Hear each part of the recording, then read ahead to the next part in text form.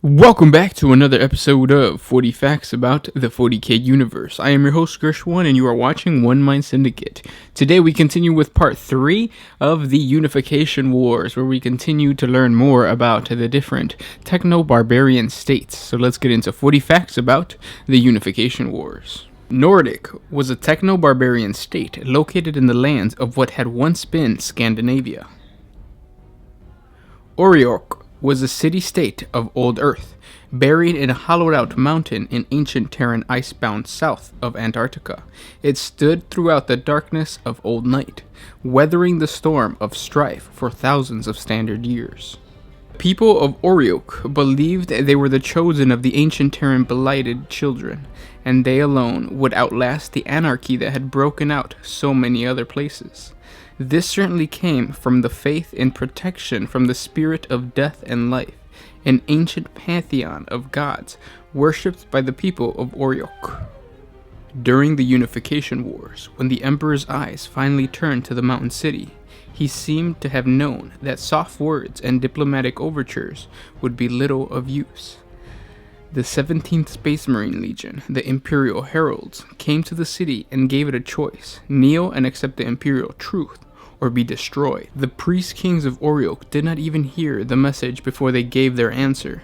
Fire met the Imperial Herald's transports, and as it fell to the ice plains, the 17th Legion began their attack. Macro bombardments came out of the snow-filled skies, and the mountain cracked under a rain of seismic charges. On the mountain flanks, siege tanks coughed out shell after shell into fractured rocks, breaking them wide open. Behind the wind came the gray armored warriors, advancing in a relentless drumroll of gunfire and the hiss of flame. After 3 solar hours of battle, the remaining populace was a huddled flock, crammed into a central cavern. With every other tunnel and cavern district wiped clean of life, the 17th Legion halted, sealing the way in and out of the central cavern. As the survivors waited in fearful silence, they wondered what fate awaited them. Their answer came in a rain of shattered stone and red fire, as the elite ironclasts of the Imperial Heralds, the Astartes of the merciless special formation known as the Ashen Circle, descended upon them like comets flung from a destroyed heaven. All burned, none were spared, and when it was done, the 17th Legion overloaded the genothermal power plants beneath the mountain, causing lava to fill the caverns, swallowing the stone idols, and exploding the city-state from the wounds in the mountain's flanks. So fell Oriok, and the message of its death carried across ancient Terra and beyond. Faith in false gods would bring only ruin and ashes. The Pan-Pacific Empire was a techno-barbarian state composed of the Pacific Islands that had once been the territory parts of East Asia, Australia, and the Japanese islands that flourished during the Age of Strife. Narthan Doom, the tyrant of the Pan-Pacific Empire, is described in ancient sources as being half mad, half genius, and is considered the most infamous of all the tyrannical rulers who dominated Terra during this dark period. He was eventually defeated by the forces of the Emperor during the Unification Wars, removed from power and imprisoned within the great imperial prisons underneath the Himalayan mountains, releasing his people from their repression. Venori was a Terran city enclave, a natural fortification built into the walls of a series of chasms for easy defense that had once been a part of the Pan-Pacific Empire. Venori had been one of the last of the tyrant Narthan Doom's domains to fall during the Unification Wars. The people of Venori did not take easy to the imperial yoke, as they submitted to the Emperor's rule in silence. This changed, however, with the coming of the Crimson Walkers, a cabal of psychers, gene splicers, and warlords who had once served the last great tyrant of the Age of Strife. Bit by bit, they had gathered followers and resources, spreading a secret web across Terra. The center of their resurgence was Venori. It seemed the Crimson Walkers were determined to pull apart Terra back into the nightmare of a recent past. When the Emperor heard of the rise of this reborn threat, he is said to have spoken 4 words: "Send in the 8th." The 8th Legion did not respond right away, as its force within the Sol system at the time only numbered a little more than 500 warriors. When the 8th Legion began their campaign of fear, it started with an orbital bombardment falling from the night sky, which lasted for 6 solar hours.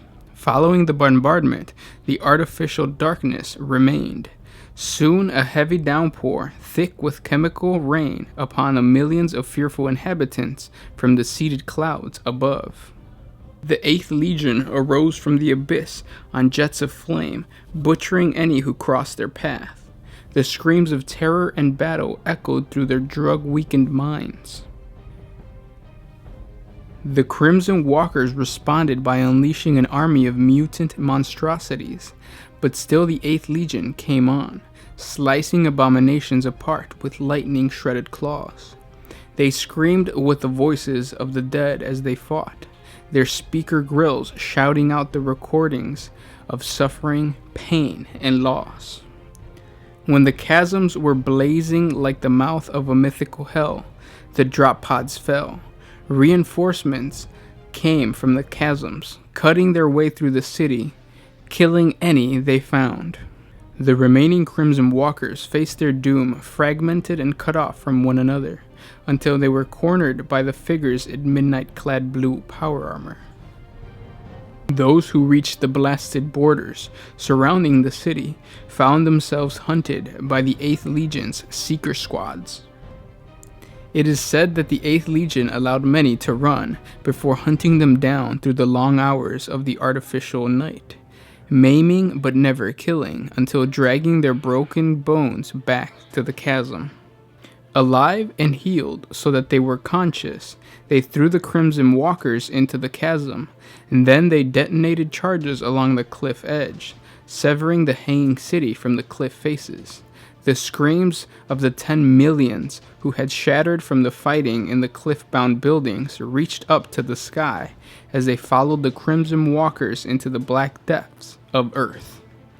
The 8th Legion left the decimated city before dawn came again, cementing their reputation for the use of fear and terror as effective weapons of imperial retribution and control. The Orlas Clan territory was a small techno-barbarian state located in the territory surrounding the Orla Mountains and flourishing during the Age of Strife. Beneath Mount Nardoin was the greatest forge of Orlas, where the toiling forge masters once served the Twart clan during the Unification Wars. It was here that the Primarch Fulgrim of the Emperor's Children and Ferrus Manus first met. The Kingdom of Urartu was the last of the techno-barbarian states to be conquered militarily by the Emperor's forces, and its conquest marked the end of the Unification Wars and the birth of the Imperium of Man. It existed in Asia. The Imperial Historical Chronicles tell that the last battle of the Unification Wars was known as the Battle of Mount Ararat, and was fought within the territories of Urartu, atop a mountain that had once been flooded and laid underwater.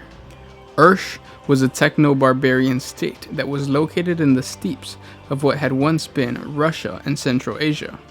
Ursh was the mightiest of the techno-barbarian empires on Terra before the Unification Wars, and was therefore the largest and strongest enemy of the Emperor's forces. Though Ursh was a strong empire, it was not as technologically advanced as several of the other techno-barbarian states. For example, the acquisition of superior military machines from the Nord Afric conclaves was the main reason cited in the Chronicles of Ursh for Ursh's decision to launch that infamous ancient war against its southern neighbors. Ursh was ruled by a horrible warlord named Caligan at the time of the Unification Wars. Caligan was described as being of cruel character and commanding vast armies of techno-barbarians. Caligan was known for wearing a distinctive artificer suit of power, known as the Armor of Pearl, which by the time of the Horus Heresy was kept as a trophy in the Eternity Gate of the Imperial Palace. Caligan's infamous exploits were documented in the ancient manuscript called the Chronicle of Ursh, which would later be considered by imperial scholars as a classic work of human literature that provided valuable insight into their pre-unification states, rise, and the war of the Ursh against the Nord-Afric conclaves. The Chronicles of Ursh mentioned the influence of primordial gods upon Caligan and the Ursh. Also, the sorcerous powers of Caligan's mentioned in the Chronicles of Ursh form the main part of Ursh's military power. It is highly likely that the Chaos Gods were the true lords of Ursh, and Caligan was merely one of their puppets, manipulated to do their bidding. Despite their influence and favor, the Dark Gods failed to save Caligan when he faced the forces of the Emperor of Mankind, which eventually resulted in the defeat of Ursh and Caligan's death. The armies of Ursh consisted mostly of unaltered human soldiers. Caligan also employed powerful psykers within his army, using their arcane abilities to unleash the foul powers of the warp upon his enemies, including the Imperial Army. Some of Ursh's troops are known by names including the Roma, the Red Engine, the Lancers, and so on. To get more information on them, please check out our part 4 to this series. And those were 40 facts about the Unification Wars. I'm sorry if I kind of rushed through things today, guys. I really wanted to get this video out there, so I was trying to get as much done as possible. Thank you so much for liking, subscribing, and checking out the channel for more awesome Warhammer 40k lore. This was Gush1 with One Mind Syndicate, signing out.